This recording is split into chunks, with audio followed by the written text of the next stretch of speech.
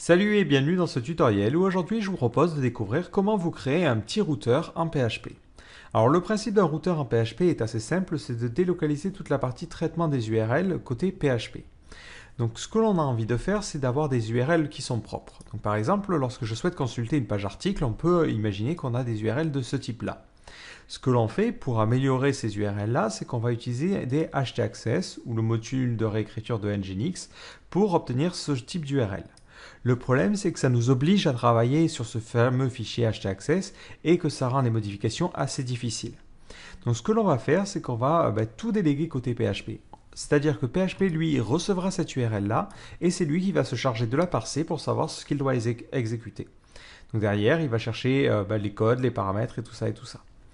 Donc pour ce routeur, on va s'inspirer de ce qui se fait actuellement sur les différents frameworks et donc notamment Slim et Laravel. Donc l'idée, c'est d'avoir une API qui est très simple à utiliser. On initialise notre classe, on lui passera en paramètre l'URL et ensuite on lui dira si j'appelle en get une URL qui a ce type-là, je veux que tu exécutes ce code-là. Si j'appelle en post une URL qui a ce type-là, je veux que tu exécutes ce code-là, et ainsi de suite, ainsi de suite. Alors, histoire de commencer sur des bases saines, je vous propose de créer un nouveau projet. Donc ici, j'ai créé un nouveau dossier qui s'appelle routeur et j'ai chargé ça sur mon navigateur. Donc pour l'instant, je n'ai rien. Donc histoire de charger les classes sans trop me prendre la tête, je ne vais pas créer un autoloader moi-même, je vais utiliser Composer. Donc ici, je fais un coup de Composer init, histoire d'initialiser le projet. Donc moi, dans mon cas, ça va être relativement simple, vu que je ne veux pas avoir de librairie tiers. Donc je ne vais pas avoir beaucoup de choses à préciser à l'intérieur. C'est juste pour l'autoloader. Si vous le souhaitez, vous pouvez évidemment vous-même vous créer votre propre autoloader. Voilà, donc mon fichier est maintenant créé et je vais aller pouvoir le modifier. Donc on va imaginer que toutes nos classes sont dans un dossier qui va s'appeler src. Donc on va créer un nouveau dossier src. Et on va dire dans notre composer.json, je veux que tu mettes en place un autoloading. Donc l'autoloading sera de type psr-4. Et on mettra pour le namespace app, ça pointera vers le dossier src. Voilà, donc c'est toujours la même chose, si vous avez suivi le tutoriel sur Composer, c'est relativement simple. Donc ensuite, je vais créer le premier fichier, ça sera le fichier qui sera le point d'entrée de mon application. Donc je vais créer un nouveau fichier qui va s'appeler index.php. Et à l'intérieur, je vais créer mon routeur. Donc le routeur va fonctionner de manière assez simple, on va partir déjà du résultat, c'est-à-dire que la classe n'est pas créée, mais on va imaginer comment on veut la voir.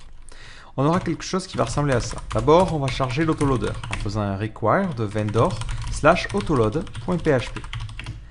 Ensuite, on initialisera notre classe. On a toujours besoin de ça. Donc, on fera un routeur, new, router. Donc, moi, ça sera dans le namespace app, donc ça sera app /router. Et on lui passera en paramètre l'URL. Alors pourquoi je fais ça? Tout simplement parce que si jamais plus tard je veux changer ce paramètre-là, je n'aurai pas besoin de changer ma classe. Le but, c'est de créer la classe qui travaille de la manière la plus isolée possible. Ensuite, lorsque mon objet est initialisé, j'imagine une API qui fonctionnerait de la manière suivante. Je dirais, lorsque j'appelle l'URL par exemple /posts, je veux que tu me lances une fonction qui m'affichera tous les articles. Donc là, pour l'instant, on mettra juste un echo tous les articles.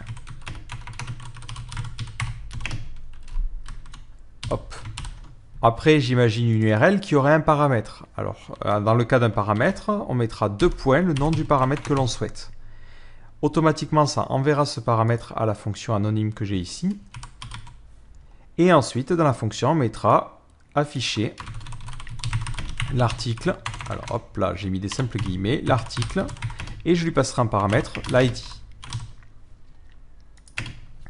De la même façon, on peut imaginer que ça supportera des traitements. C'est-à-dire que lorsqu'on appelle cette page en post, lorsque l'on soumet par exemple des informations, ici, on aura aussi cette possibilité-là. Donc là, on mettra poster pour l'article qui aura l'ID.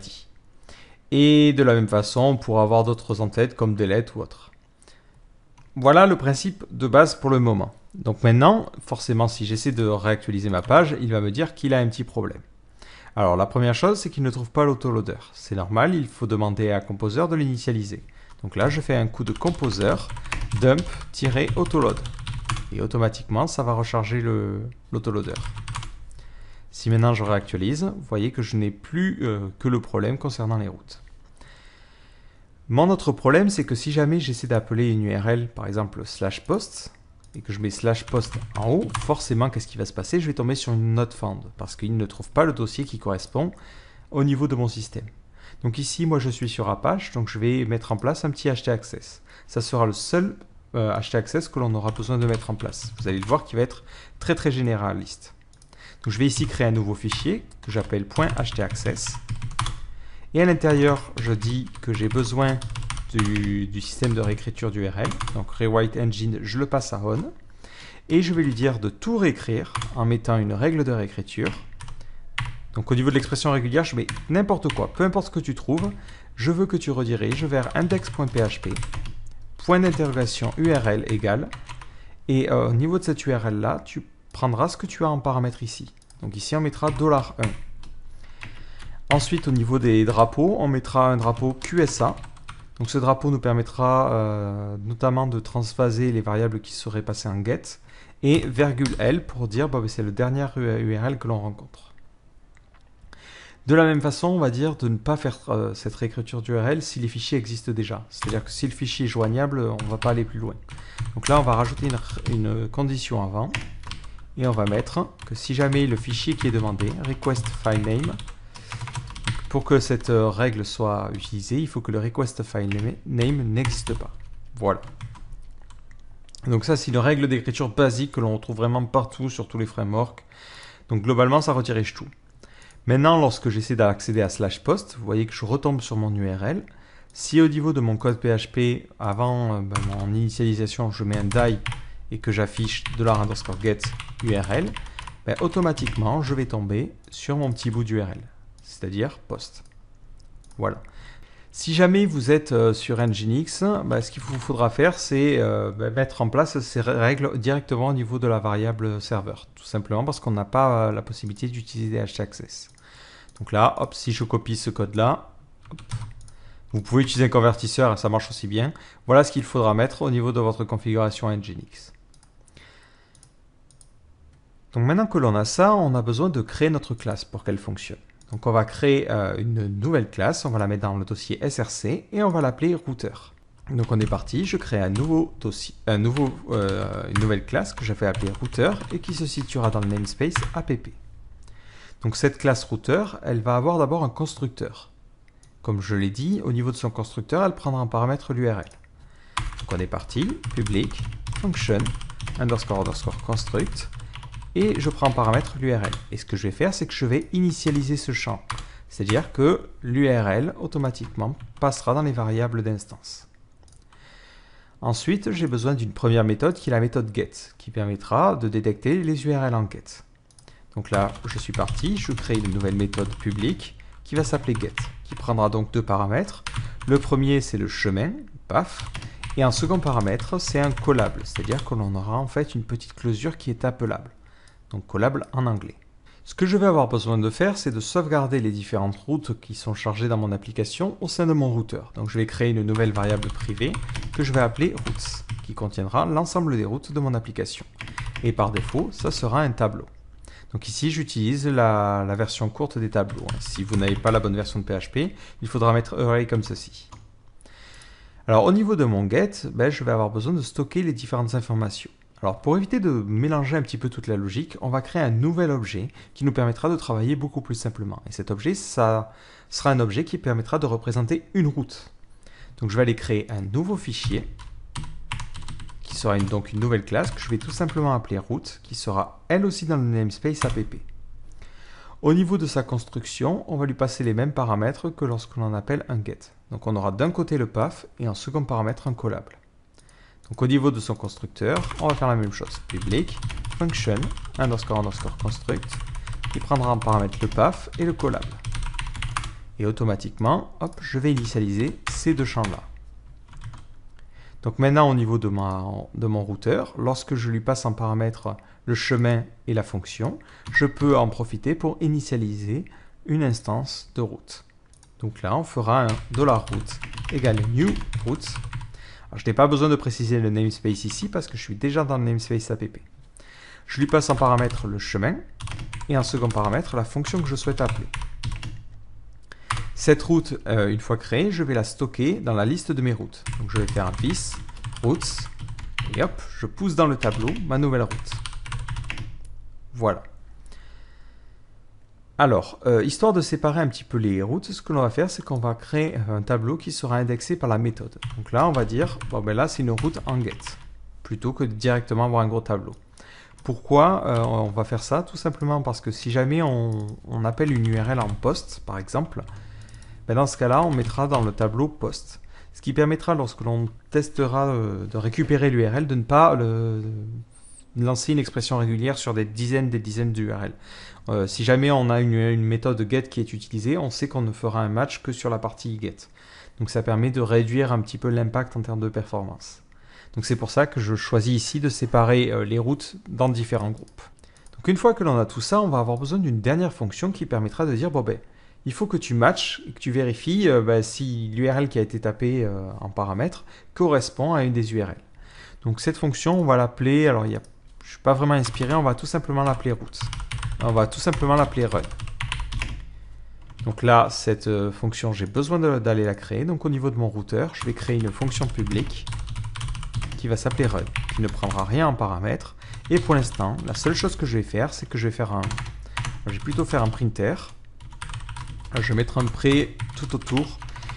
Ça, c'est juste pour que le code soit bien formaté et qu'on ait un meilleur retour visuel.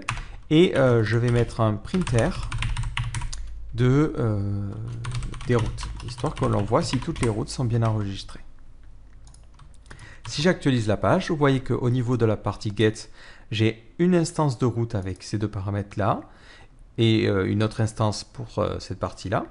Et ensuite, en post, j'ai cette URL-là. Impeccable. Donc maintenant, on va avoir besoin de vérifier dans cette fonction run, est-ce que une des URL correspond. Alors d'abord, on va récupérer la méthode qui est utilisée. Donc la méthode, on la récupère en faisant un $_server de request _ méthode. On a vraiment besoin de ce paramètre-là. Alors si ce paramètre n'existe pas, on renverra une exception. Donc là, on est parti. On fera un if différent de i7 this routes. Donc c'est un $_server $_server request méthode. Donc si cet objet-là, enfin si ce tableau-là ne contient pas cet index-là, on renverra tout de suite une exception. Donc on fera un throw new exception. Donc là on renvoie une exception de base, mais on va voir, on va changer un petit peu ça. Le problème, c'est que si jamais on a un système de capture d'exception globale à notre application, on ne pourra pas faire facilement la différence entre les exceptions qui sont des exceptions liées à du code et les exceptions liées à notre routing. Donc, histoire de permettre ça, on va créer une classe qui va nous servir aux exceptions liées à notre routeur. Donc là, on voit qu'on commence à avoir un petit peu trop de classes similaires au niveau du namespace parent. Donc, ce que l'on va faire, c'est qu'on va déplacer tout ça dans un sous-dossier. Donc, je vais créer un nouveau dossier que je vais appeler routeur et je vais déplacer ces classes-là. Comme ça, si jamais vous avez d'autres classes dans votre dossier SRC, ça vous permettra de moins vous mélanger les pinceaux. Du coup, vu que j'ai déplacé l'arborescence, il faut que je change le namespace et ça sera app_router. Et du coup, je vais créer une nouvelle classe. Donc on est parti. On va l'appeler router_exception. Donc c'est dans le namespace app_router. Et cette classe, on va la faire extends de exception, la classe native de PHP. Et c'est tout ce que l'on va faire. On la laisse comme ça, elle ne contiendra rien pour le moment. Lorsque l'on aura un problème, comme c'est le cas ici, plutôt que de renvoyer une exception, on renvoie une nouvelle instance de router_exception. Ça nous permettra plus tard pour la capture de pouvoir faire la différence. Donc si jamais j'ai bel et bien notre méthode, donc je vais me retrouver ici, dans ce cas-là, je vais parcourir l'ensemble des routes qui correspondent en faisant un for each this routes. Je passe en paramètre donc la méthode, donc ça sera get ou post suivant les cas, as $route.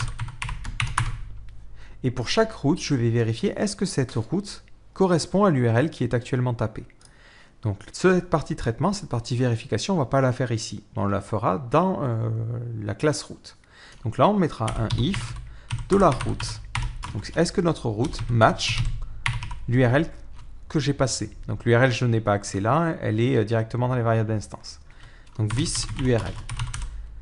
Si jamais ça match, ben dans ce cas-là, ce que l'on va pouvoir faire, c'est appeler la closure que l'on a passée en paramètre. Donc là, pareil, je n'y ai pas accès ici parce que ma closure, je l'ai mis en mode privé. Donc là, ben, je vais créer une nouvelle méthode pour les routes. On va appeler ça call. Voilà, ça permettra d'appeler la méthode. Et on retournera le résultat. Si jamais pour chacune des routes, ben, je n'en ai trouvé aucune, c'est-à-dire que là, mon URL ne correspond à rien que j'ai déjà renseigné, je vais encore une fois renvoyer une exception. Throw new router exception. Donc là, on va changer le message, on mettra request underscore method does not exist. Voilà. Et au niveau de cette exception, on va mettre no matching routes. Voilà, donc là, à ce niveau-là, je suis plutôt satisfait. Alors je vais essayer de réactualiser la page. Et il me dit qu'il a un problème, il ne trouve pas la classe app anti/router. C'est normal, j'ai tout déplacé dans un namespace, dans un sous-namespace. Donc maintenant, voilà comment ça, je dois faire l'appel. Si je réactualise, il me dit, ben non, la fonction match n'existe pas. Du coup, j'ai besoin de la créer au niveau de mes routes. Donc cette fonction a un but très simple, c'est de dire, oui, ma route match ce que tu viens de me passer en paramètre, ou non, ça ne matche pas. Donc on est parti, public function match, qui prend en paramètre l'URL. Donc la première chose que je vais faire, c'est sur cette URL, enlever les slash initiaux et finaux, parce que ça va être une source de problème. Donc pour cela, je fais un URL égale trim. Donc trim, si vous l'utilisez que comme ça permet d'enlever les espaces à l'avant et en fin de chaîne. Mais vous pouvez dire, bon ben voilà le caractère que je souhaite enlever. Ensuite, on va avoir besoin de transformer notre URL. C'est-à-dire que dans le premier cas, c'est assez simple. Dans celui-là, ben, on n'a rien besoin de faire. Mais dans celui-là, on a besoin de dire, attention, ici j'ai un paramètre et ce paramètre, il faut le remplacer par une expression régulière. Donc pour ce faire, ben, on va utiliser un petit coup de preg replace. Donc on est parti, on fait $path égale preg underscore replace. Et on va remplacer, donc c'est 2 points suivi de n'importe quel caractère alphanumérique. Donc là, on va mettre entre crochets un anti/w, répété plusieurs fois.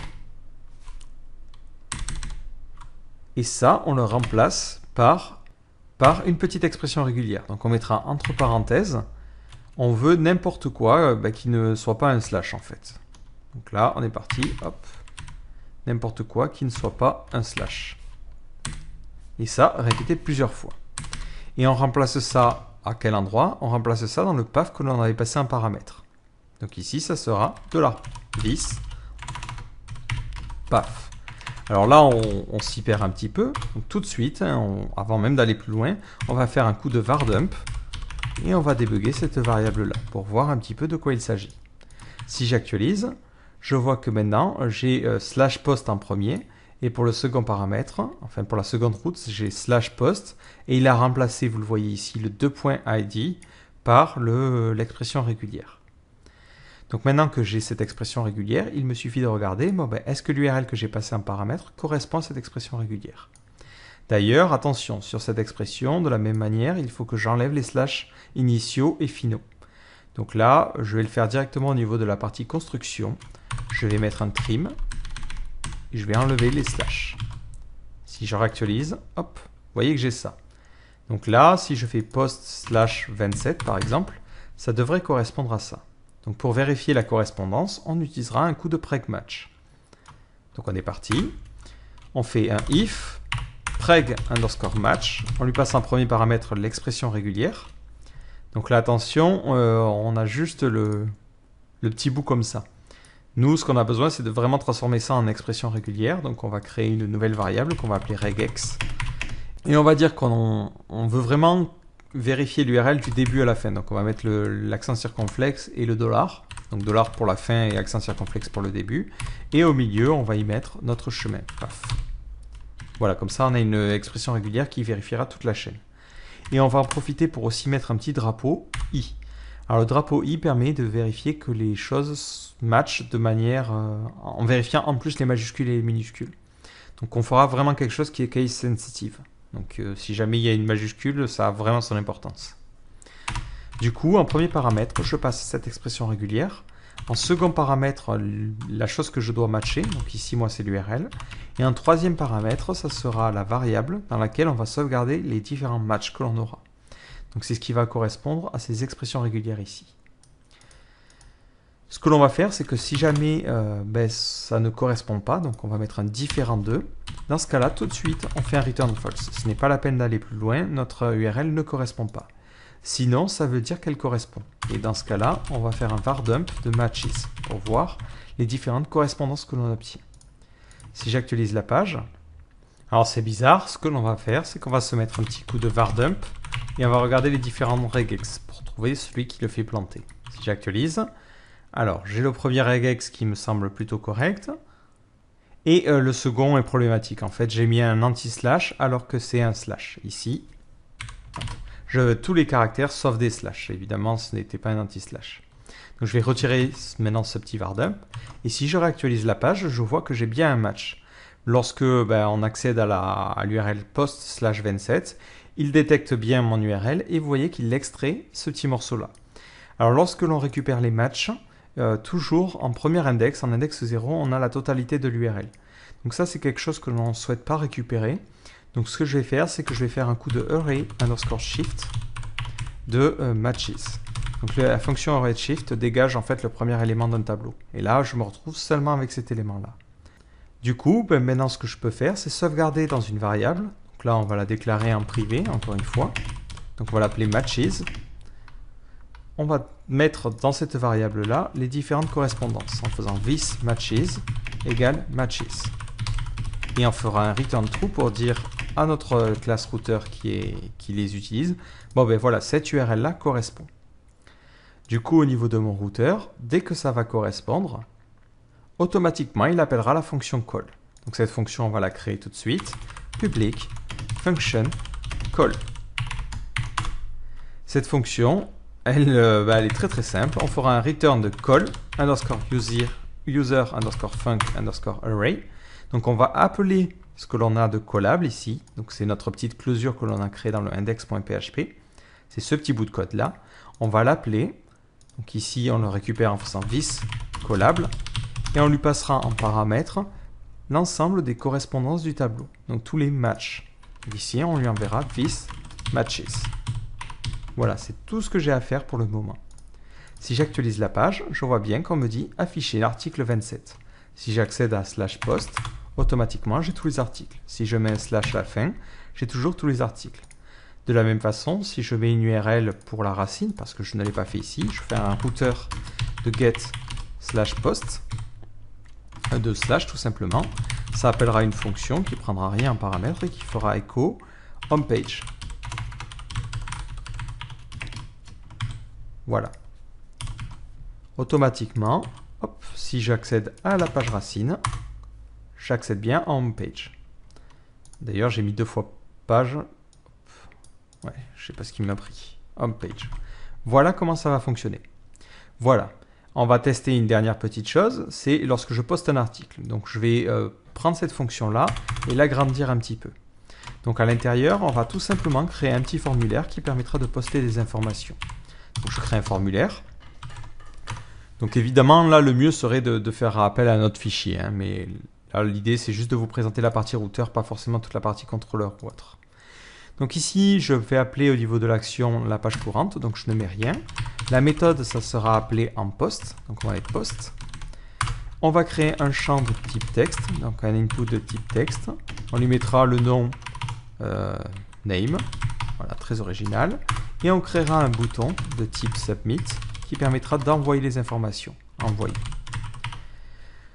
Lorsque je soumettrai mon formulaire, je vais tomber sur cette page-là. Ce que je vais faire, c'est que je vais faire un petit coup de printer pour pouvoir afficher les variables qui ont été postées et voir que tout se passe correctement.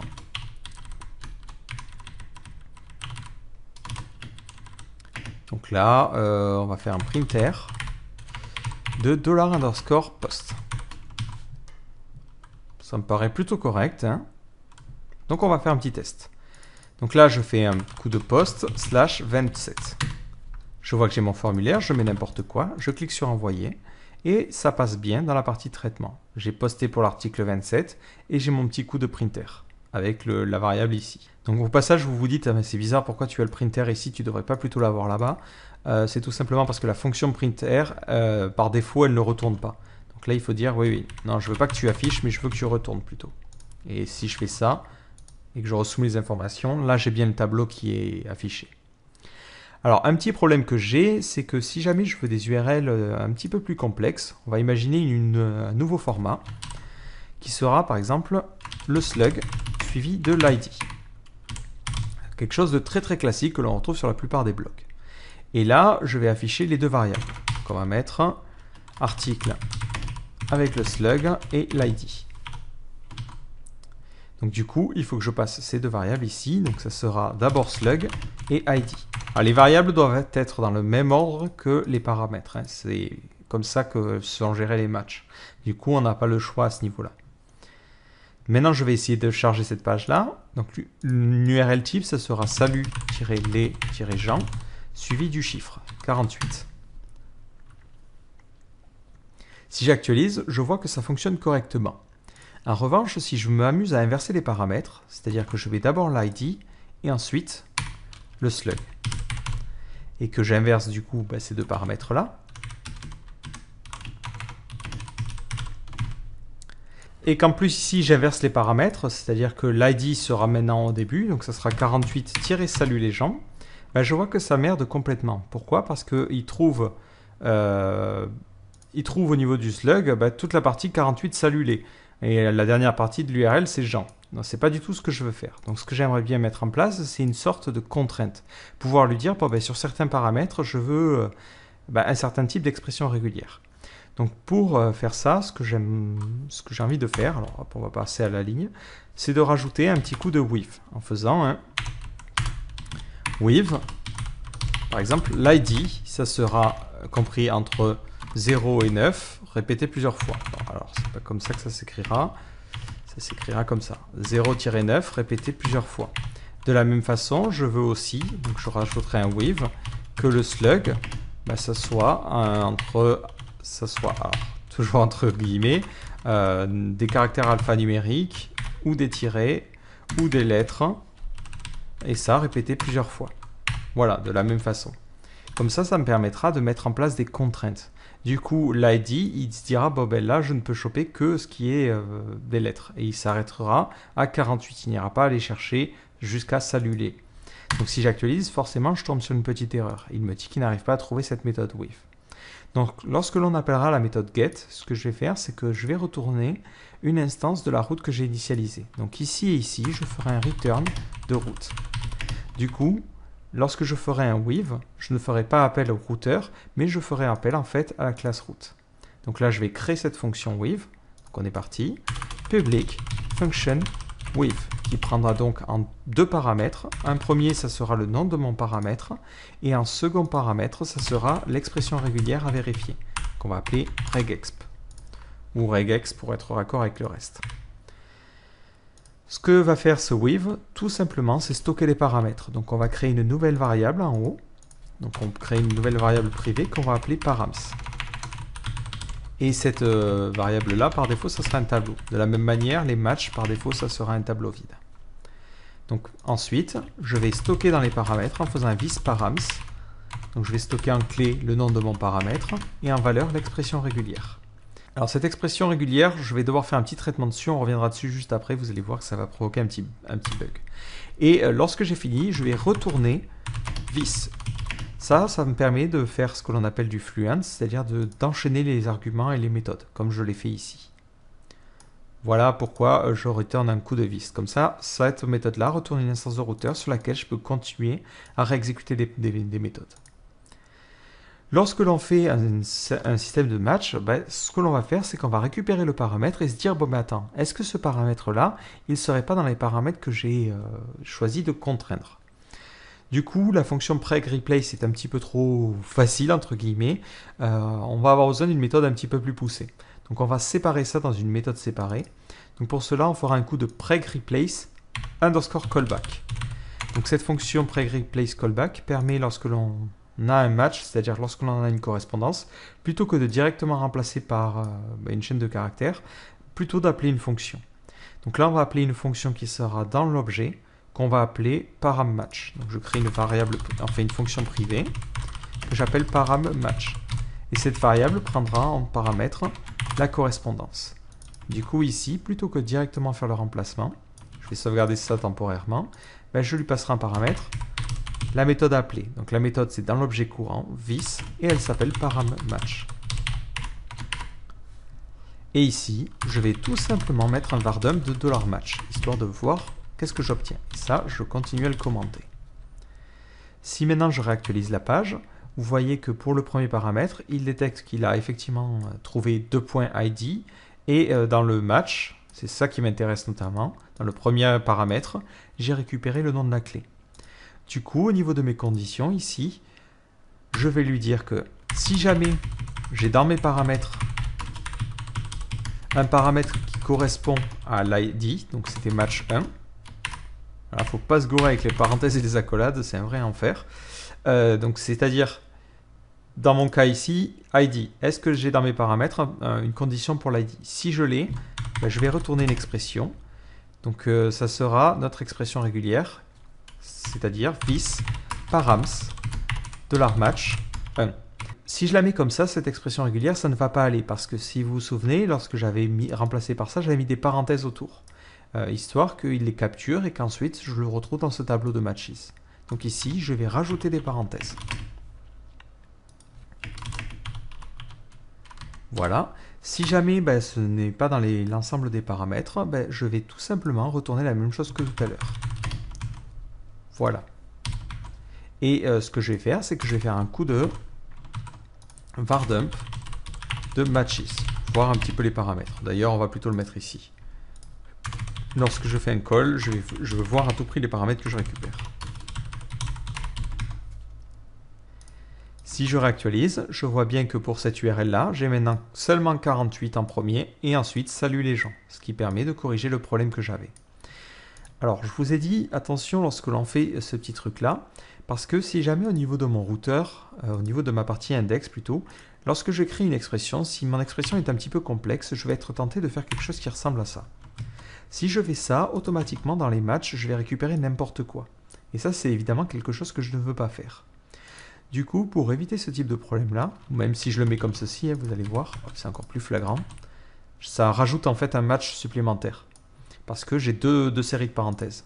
Si je regarde l'expression régulière qui en ressort, donc c'était dans la partie ici, si je fais un vardump de regex et que je saute une ligne, parce que sinon je vais tout avoir à la ligne, vous voyez que dans l'expression, j'ai une parenthèse, deux parenthèses, trois parenthèses. Du coup, lui, il capture ça. Alors, pour lui dire de ne pas capturer, dans l'expression régulière, donc c'est lorsque l'on fait un with, hop, hop, hop, je vais lui dire, attention, si jamais il y a une parenthèse, je veux que tu remplaces la parenthèse. Donc, c'est si jamais il y a une parenthèse, tu la remplaces par un parenthèse suivi d'un point d'interrogation et d'un deux points. Ça veut dire que c'est une parenthèse qui ne capture pas. Voilà. Alors certains d'entre vous vont me dire, mais attends, ça bloque un petit peu si dans mon index.php, je dis, dans mon URL, je veux des parenthèses. Mais en fait, c'est impossible. On n'aura jamais besoin de parenthèses dans une URL. Si on met jamais de symbole particulier. Donc on n'aura pas cette problématique-là, donc on peut se permettre de faire ça. Si je réactualise, vous voyez que l'expression régulière a un petit peu changé. Et l'avantage, c'est que maintenant, cette parenthèse-là ne sera pas capturée. Et du coup, ça ne gêne pas la suite de l'exécution de mon script. Voilà comment j'arrive à avoir mon petit match qui fonctionne correctement. Donc maintenant, au niveau de mon routeur, je vais pouvoir retirer tous les petits vardumps que j'avais laissés par-ci par-là. Donc enfin, pour finir, un dernier petit problème, c'est comment je récupère ces URL-là. Parce que lorsque je vais dans mon application, j'aimerais bien générer des URL. Donc ce que l'on peut imaginer, c'est avoir quelque chose d'un petit peu plus simple. Alors là, on va remettre le echo à la suite. Voilà, tant pis si les with vont à la ligne.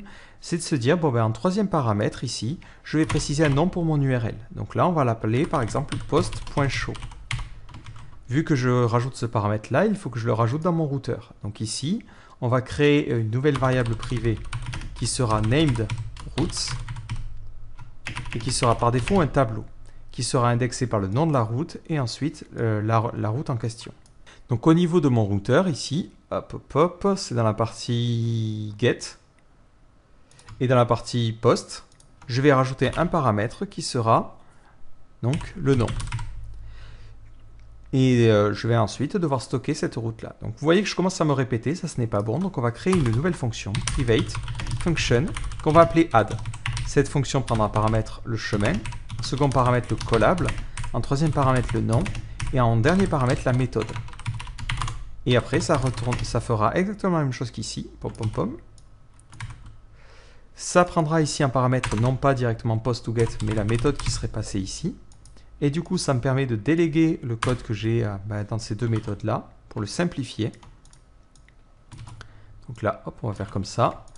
Ça fera un coup de return, de this, add, on lui passe en paramètre le chemin, on lui passe en second paramètre le collable, on lui passe en troisième paramètre le nom, et enfin en dernier paramètre la méthode. Donc post ou get, suivant les cas. Voilà, ça permet d'alléger le code. Et du coup, le nom par défaut, on va lui dire, il sera nul. Si jamais il est nul, ça ne sert à rien de faire quelque chose. Si jamais par contre on a un nom, donc on va mettre if name. Dans ce cas-là, on va rajouter dans les routes nommées, c'est dans this named routes, on rajoutera la route. Donc on lui passe en clé le nom et en valeur la route. Maintenant, lorsque je souhaite obtenir une URL, on imagine ici que je veux afficher l'URL qui correspond. Ça sera un truc du style router URL. Donc on veut l'URL par exemple pour post.show et on lui passera un second paramètre les attributs. Donc pour l'ID, on voudra l'ID. Donc là, ça sera 1 par exemple. Et le slug, on mettra salut-les-gens.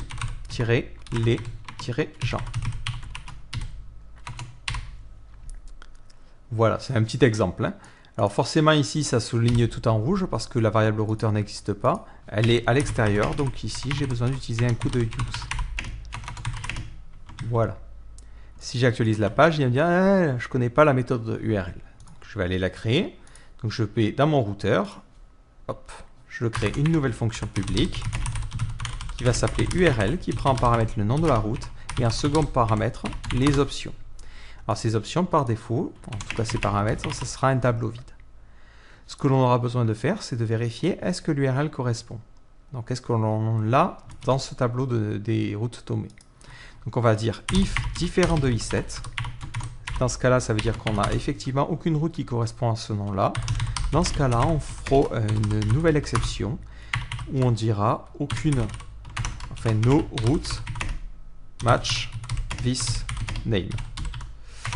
Matches plutôt this name. Bon, c'est pas terrible, mais bon, ça permettra d'expliquer, d'être un petit peu clair. Du coup, ici, ça veut dire que j'ai bien une URL qui correspond et je vais pouvoir l'exécuter. Donc là, j'ai dans cette variable-là une instance de route. Donc on va imaginer avoir une méthode. Alors, je réfléchis comment on pourrait la nommer. On va l'appeler getURL. C'est pas très inspiré, mais bon. Et on lui passera un paramètre les paramètres. Voilà. Hop là. J'ai oublié le petit $. Donc cette méthode, et ensuite, je vais retourner le résultat. Cette méthode, je vais avoir besoin de la créer. Donc au niveau de ma partie route, hop, je vais tout plier. Je vais créer une nouvelle fonction publique, getURL, qui prendra donc en paramètre le tableau d'options. Donc là, il n'y a pas besoin de lui préciser des valeurs par défaut, vu que c'est ici par défaut. Et à cet endroit-là, je vais lui dire je parcours tous les paramètres, for each params as $k, $v. Je vais avoir besoin de stocker le chemin, donc je vais créer une variable temporaire, paf, qui sera égale à this, paf. Donc dans mon cas, ça sera par exemple /post /2.id. Dans les paramètres, ici $k vaudra id. Donc j'aurai juste besoin de lui dire path égale string replace. Je veux que tu remplaces $k. Donc ça fera 2.id, 2.slug et ainsi de suite, par la valeur, dans la variable path. Et lorsque tu as fini, tu feras un petit coup de return de $path. Voilà. Donc c'est une méthode très très simple. L'idée, vous voyez, de séparer dans des objets, c'est que ça permet de garder une logique assez simple et d'avoir des méthodes relativement courtes. Si je réactualise, ça me donne automatiquement l'URL, salut les gens, et post salut les gens. L'avantage, c'est que comme ça, je suis complètement indépendant. Si plus tard, je me dis, bon, cette URL ne me convient pas, j'ai envie de mettre article, comme ceci, je ne vais rien avoir besoin de changer. J'ai juste besoin d'accéder à cette page-là et automatiquement, toutes les URL qui seraient sur mon site seraient automatiquement modifiées vu qu'elles font appel à ce paramètre nommé. Donc après, évidemment, les callbacks, c'est bien quand on a des trucs courts à faire, mais dans des cas comme le formulaire ici ou des cas un petit peu plus complexes, c'est beaucoup trop chiant. Donc ce que vous pouvez faire, c'est aller le brancher sur le reste de votre application. Par exemple, si vous avez un système de contrôleur et tout ça, donc on va s'inspirer de Ruby on Rails pour le coup, on mettra par exemple que là, ça amènera vers post show. Donc c'est le post contrôleur et l'action show. D'ailleurs, on va mettre un P majuscule pour éviter de se compliquer la vie. Du coup, au niveau de notre routeur, il faudra un petit peu changer le comportement. Notamment lorsque l'on fait un appel à call. Lorsque l'on fait un appel à call, on appelait cette méthode-là. Donc là, ce que l'on va faire, c'est qu'on va dire, attention, est-ce que la fonction callable est une chaîne de caractères? Donc if is underscore string this callable. Dans ce cas-là, c'est qu'on doit initialiser un contrôleur. Sinon, c'est qu'on doit retourner une instance, enfin on doit retourner la partie callable. Si jamais on a une chaîne de caractères, on va prendre les paramètres. Donc je vais encore stocker ça dans params. Je ne suis vraiment pas inspiré au niveau des noms de variables. Et on va exploser ça par le dièse. Alors juste je vérifie que la fonction explode elle prend ses paramètres. Non, c'est dans l'autre ordre.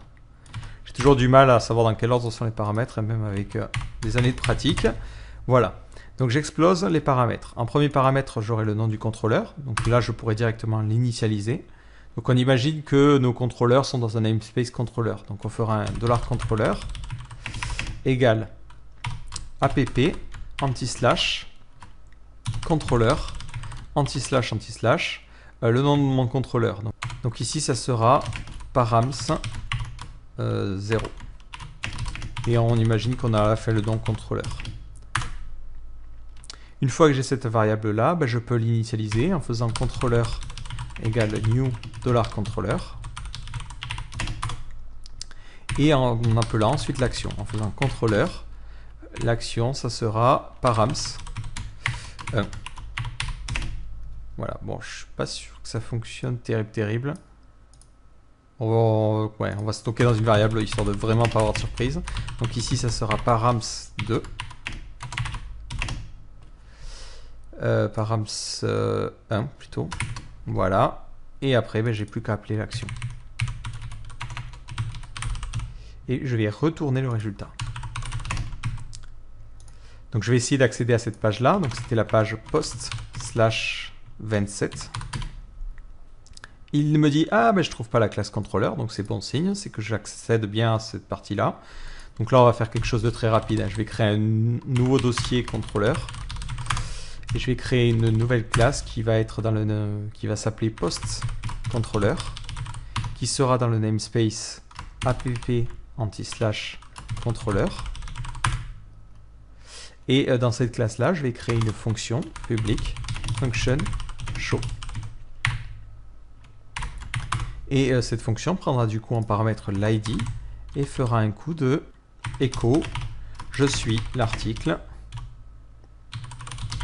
ID. Voilà, très simple au niveau de notre système. Maintenant au niveau de mon routeur,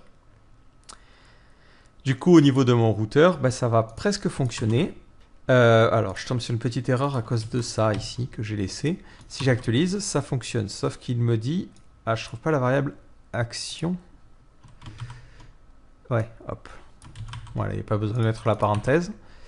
Il va me dire, il y a un problème sur la fonction show, moi je m'attends à avoir l'id et là tu m'envoies pas l'id. Donc je vais appeler de la même façon la méthode call user func array. Donc là on fera un return de call underscore user underscore func underscore array. En premier paramètre, on doit lui passer la méthode à appeler. Donc la méthode, attention ici, elle ne se situe pas dans l'objet courant. Enfin, c'est pas une méthode callable, donc je dois lui passer un paramètre, un tableau. En premier paramètre, je dois lui envoyer l'objet sur lequel on va utiliser la méthode, et en second paramètre, la méthode. Donc là, finalement, je peux mettre params 1. Et après, je lui envoie en second paramètre le tableau des paramètres. Donc c'est exactement la même chose que dans le cas où on aurait une closure qui serait passée en paramètre. Si j'actualise, je vois bien que je suis l'article numéro 27. L'autre avantage de ce système-là, c'est qu'on peut imaginer que pour les URL, automatiquement, si j'ai le nom d'un contrôleur comme ça, hop, ça pourrait être aussi le nom à attribuer à ma route. Donc là, ça ne se gérera pas au niveau des routes, parce que les routes nommées sont gérées au niveau du routeur. Donc au niveau du routeur, lorsque je rajoute une route, on va dire que if is underscore string collable, et en plus name, il est nul. Dans ce cas-là, on dira que le nom, ça sera le collable. Ça me permettra automatiquement de créer des routes nommées qui correspondront aux différents noms des contrôleurs, et ce qui me permettra de les appeler beaucoup plus facilement. Donc là, si j'affiche le code source, c'est un petit peu le bordel, alors on va plutôt faire un printer comme d'habitude, et afficher le code source. Hop.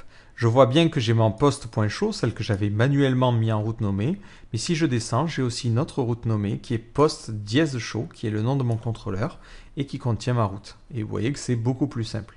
Maintenant, si jamais sur ma partie article, donc si je reviens sur l'article numéro, alors c'était article 48, salut les gens. Donc, si je reviens sur ce tableau-là, et au niveau de ma partie routeur, je lui demande l'URL de post-show, avec un P majuscule, automatiquement, il me renverra bien post/1. Et il détectera que c'est cette URL-là qui correspond bien à un contrôleur. Donc voilà, c'est tout ce que j'avais à vous montrer dans cette vidéo. Donc le but, c'était de vous montrer que finalement un routeur, c'est pas forcément si compliqué à développer que ça. Sachant qu'il existe effectivement déjà des librairies qui sont très sympas, comme par exemple Slim Framework ou Silex, qui sont des micro-frameworks qui contiennent quasiment que la partie routing, avec quelques outils en plus. Mais si jamais vous souhaitez vraiment avoir un contrôle total sur le fonctionnement de votre outil de routing, vous pouvez en développer un vous-même. Vous voyez que c'est loin, enfin c'est pas du tout compliqué. Ah, peut-être une dernière petite remarque, si vous vous demandez comment ça se passe si jamais je souhaite récupérer des paramètres. Alors je vais imaginer que par exemple pour la partie article, là je vais faire appel à un contrôleur. Donc on laissera le with, mais ici, hop, on fera appel à notre post contrôleur et l'action show. Si jamais vous avez une pagination par exemple, vous vous demandez peut-être comment ça va se passer. Donc au niveau de mon show, il prendra en paramètre le slug suivi de l'id. Voilà, et je vais changer au niveau de mon post contrôleur. Donc c'était le slug suivi de l'id. Donc si je retourne sur cet article là, et que j'inverse les paramètres en mettant salut les gens -48, je tombe bien sur l'article 48. Qu'est-ce qui se passe si je fais une pagination? Vu que l'on a mis dans le htaccess un QSA, ça veut dire qu'automatiquement, si vous mettez des paramètres comme ceci, par exemple page égale 2, ils seront automatiquement transférés. C'est-à-dire que derrière, ce que ça fera, c'est que ça fera un... C'est comme si ça prenait tout ça, alors hop, et que là, ça mettait un index.php, point d'interrogation, URL égale l'URL, et que ça remplaçait par un « et ». Ce qui fait que si jamais vous essayez de récupérer le paramètre, vous n'avez rien à faire en supplément. Vous pouvez juste faire un, on va mettre « je suis en page »,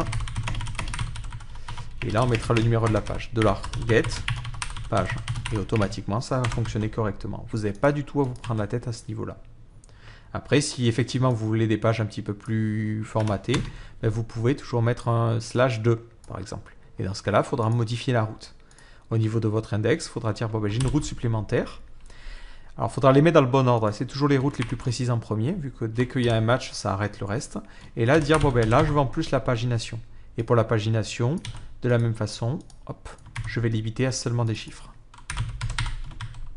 Voilà. Et là, vous la récupéreriez en troisième paramètre. Et on la récupérerait comme ça. Donc après, c'est à vous de voir. En général, d'avoir des points d'interrogation, c'est plutôt intéressant quand on a des paginations, un système de recherche. Mais vous pouvez tout à fait le faire de cette manière-là aussi. Donc voilà, vous êtes maintenant au point sur la création d'un routeur. Donc n'hésitez pas à utiliser ces classes-là, à surtout l'améliorer. Là, le but, c'était vraiment de vous montrer qu'en moins d'une heure, on peut créer un petit routeur qui permet de gérer déjà pas mal de cas. Mais après, vous pouvez pousser les choses un petit peu plus loin pour notamment gérer des paramètres supplémentaires comme la méthode delete et la méthode put. Pour gérer des contrôleurs qui s'y tiraient ailleurs, avoir des groupes et ainsi de suite, ainsi de suite. Donc voilà, j'espère que ce tutoriel vous a plu et je vous donne rendez-vous dans une prochaine vidéo.